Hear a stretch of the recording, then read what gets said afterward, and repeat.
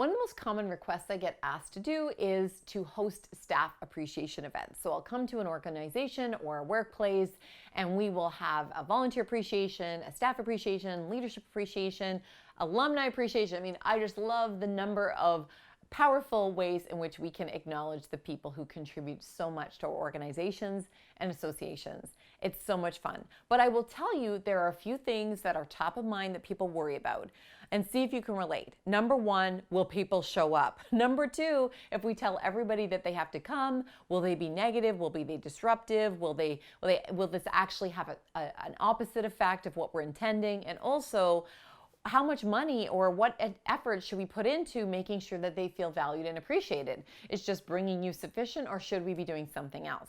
Now, I'm going to share with you lots of tips and strategies, but let me just first acknowledge this. The fact that you're having it already is half the battle, because you're demonstrating that your people matter to you. And a lot of organizations and associations don't do this at all, or they use tokenism.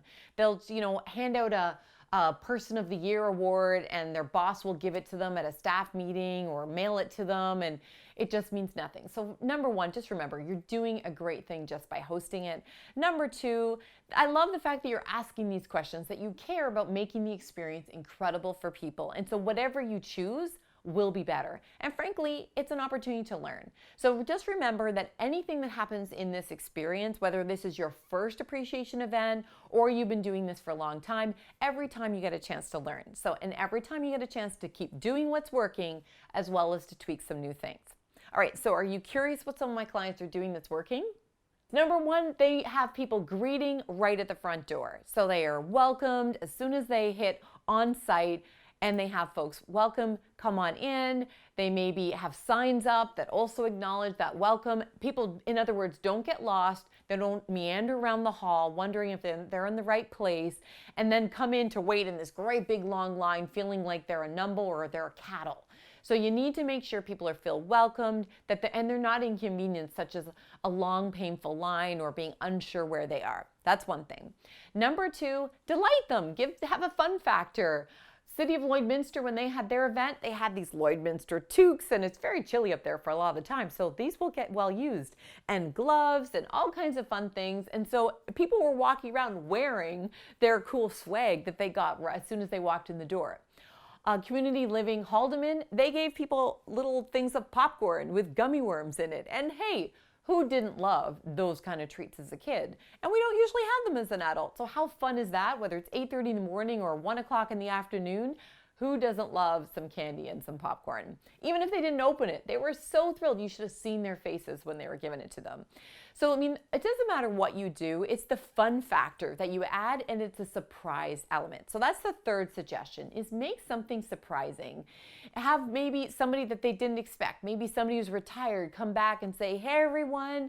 And people are like, hey, look, it's Gloria, she's back. And then have Gloria talk about why she already misses people and how valuable she felt that each one of them were as colleagues, or what she loved about the organization. That whatever you gave people at the beginning could be a surprise. Spark Women's Leadership Conference and its incredible sponsor, Sorreras, bought a book for everybody, my brand new book, Flip Side of Failing. I think you've heard me talk about it in a vlog before, but they didn't just put it in their bag. At the end of my keynote, all Sorreras folks and the planning committee, they started coming in like it's an Oprah moment, saying, and you get a book, and you get a book, and you get a book. It's the surprise factor, the exponential power of recognition that makes people feel so appreciated. And that is more memorable than it just sitting in a swag bag that somebody is handed, perhaps not even with a smile. And last suggestion is have people do something as a result of what they're learning. So of course I talk about recognition. So I have people doing kudos cards, that they're acknowledging each other right there in the session. I'll give them compliment cards, my frog tributes, and then they have a call to action where they need to find somebody to give it to by the end of the day or the end of the week, depending on how dispersed this particular group is. And they love it. So have people do something with what you're teaching them so that they can have the longevity of that event. It's not just a nice thing to attend, but there's actually something else to do to bring into their work life, their personal life, their community, and make things better. I hope that you have found these ideas to be helpful. What other questions do you have about having appreciation events that have lasting, meaningful impact? And frankly, if you've got some great ideas that you do, I would love to hear it. Maybe in fact, they will be showcased on a future vlog. My name is Sarah McVanel, helping your organization and everybody in it to feel their greatness magnified.